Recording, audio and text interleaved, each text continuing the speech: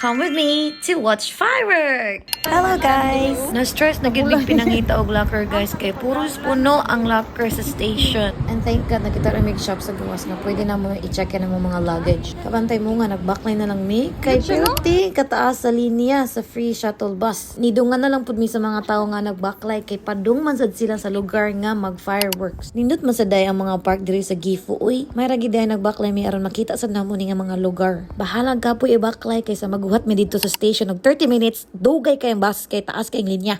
Nakaagi pa dyan mignay nag-wrestling. Nalingaw po taon kong cheer dira kay baya sa TV ra bita makakita og naay mga nag-wrestling. Kaning lugar nga among giagian kung sa atua pa ni merkado na siya. Nakagawas na mi sa merkado guys, na nami sa highway pero take note wala pa mi nakatunga sa among baklay. Kasurindiro na akong tiil. May gani tama-tama ra jud ang panahon aning time kay og init pa wa na gisapot na si Pia. Fast forward ta sa among baklay guys, hapit ta mi maabot sa among final destination. Na stress na kong taman tungod sa kaigang.